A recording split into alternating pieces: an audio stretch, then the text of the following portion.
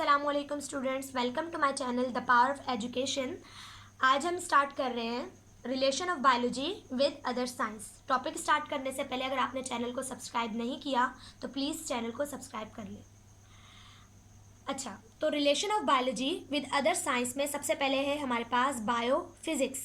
Bio का मतलब हो गया बायोलॉजी और फिज़िक्स मतलब फ़िज़िक्स। तो बायोफिज़िक्स असल में फ़िज़िक्स की एक ब्रांच है।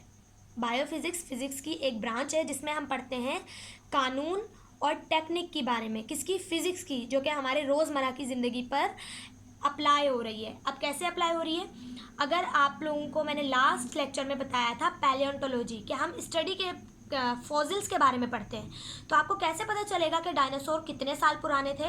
ये पता चलेगा कार्बन डेटिंग से, कि हर जानदार के जिस्म में कार्बन मौजूद होता है और उससे शुआएं निकलती हैं। आप उन्हें टेस्ट करके बता सकते हैं कि कौन सा जानदार कितने साल पुराना है। जिसकी ज़्यादा शुआएं निकल रही होंगी इसका मतलब वो बहुत रिसेंटली अभी मतलब वो बहुत टाइम नहीं हुआ उसे मरे हुए, क्योंकि अभी तक उसके अंदर जो कार्बन है उसमें से ज़्यादा रेडिएशन निकल रही है। लेकिन अगर उसमें कार्बन की तादाद रेडिएशन ख़त्म होने के बराबर है तो हमारे पास कहलाएगा कि वो बहुत ज़्यादा पुराना है। तो इस प्रोसेस को कहा जाता है कार्बन डेटिंग। तो बायोफिज़िक्स में हम क्या करते हैं? फ़िज़िक्स के लॉज और फिज़िक्स की टेक्निक को इस्तेमाल करते हैं।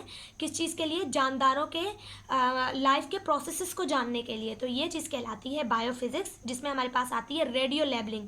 रेडियो लेबलिंग में क्या होता है? आप जगह पता करते हैं कि किस जगह पे क्या काम हो रहा है। एग्जाम्पल, अगर मुझे पता करना है कि डीएनए कहाँ बन रहा है तो मैं उसे किस प्रोसेस से पता लगा सकती हूँ? रेडियो लेबलिंग के ज़रिए। उसके अलावा अगर मुझे ये पता लगाना है कि कोई फॉसिल या कोई बाकियात कितने साल पुरानी है तो मैं किस प्रोसेस से पता लगाऊंगी?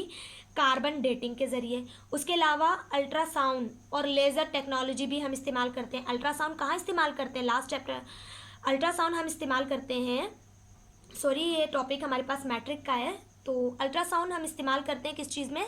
अल्ट्रासाउंड रेज ये हम इस्तेमाल करते हैं किडनी के स्टोन्स को तोड़ने के लिए, किडनी स्टोन को तोड़ने के लिए।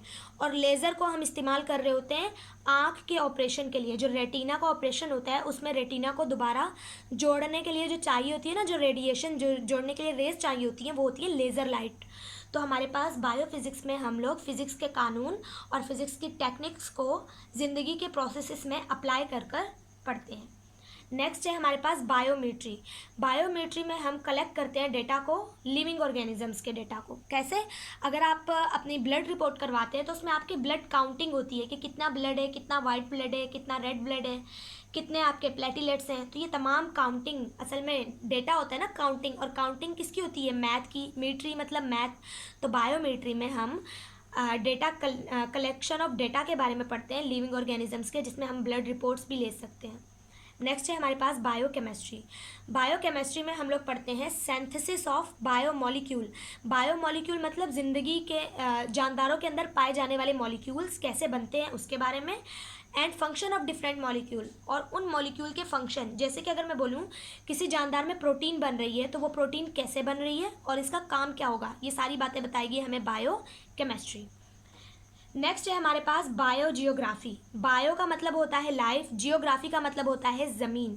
तो बायोजियोग्राफी में हम मुख्तलिफ ज़मीन के मुख्तलिफ एरिया पे रहने वाले मुख्तलिफ जानदारों के बारे में पढ़ते हैं। जैसे अगर आप देखें मैंगो ट्री, आम का दरख्त, तो वो कराची में है, पंजाब में होता है, लेकिन वो मरी में नहीं है। क्यों? क्योंकि मैंगो ट्री एक गर्म जगह पे, गर्म इलाके में लगता है। इसी तरह पाइन का दरख्त या फिर आप कह सकते हैं अखरोट के दरख्त जो हैं वो आपको कराची में नहीं मिलेंगे। क्यों? क्योंकि वो ठंडे इलाके में होते हैं, उनकी जियोग्राफी अलग है। तो इस तरह तमाम जानदार अपनी मुख्तलिफ जगहों के हिसाब से क्या होते हैं? डिस्ट्रीब्यूट होते हैं। तो उनके बारे में पढ़ना कहलाता है बायोजियोग्राफी।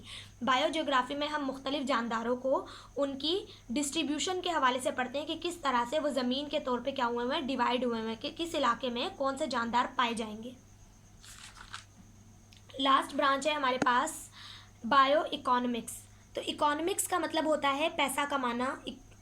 तो हम क्या करते हैं? लाइफ के ज़रिए बायोलॉजी को यूज़ करके हम कैसे पैसे कमा सकते हैं। तो इसमें होता है deals with economically important organism involve in production of meat. तो हम क्या कर सकते हैं? बायो इकोनॉमिक्स में उन जानदारों को प्रोड्यूस करवाते हैं या उनको ग्रो करवाते हैं जो कि हमें क्या दें? गोश्त दें या हमारे मुख्तलिफ काम हैं। जैसे कि शीप, भेड़ के जो बाल होते हैं वो हमारे नीड के होते हैं, ऊन निकलती है वहाँ से। उसके अलावा हमारे पास काऊ, गोट, ये तमाम चीज़ें हमारे मीट में हेल्प करती हैं। इसी तरह हैन वगैरह को हम बहुत बड़े पैमाने पे इकोनॉमिकली प्रोड्यूस करवाते हैं ताकि हम क्या कर सकें, उनसे मीट हासिल कर सकें। तो इस तरह से बायो को यूज़ करते हुए इकॉनमी की फील्ड में पैसे कमाने को कहते हैं बायो इकोनॉमिक्स। होप्स हो कि आपको ये पूरा लेक्चर समझ आया होगा। अगर आपको कोई भी क्वेश्चन है लेक्चर के हवाले से तो कमेंट बॉक्स में पूछ लें। आज के लिए इतना ही। चैनल को सब्सक्राइब ज़रूर कीजिएगा, वीडियो को शेयर ज़रूर कीजिएगा। Thank you so much. अल्लाह हाफ़िज़।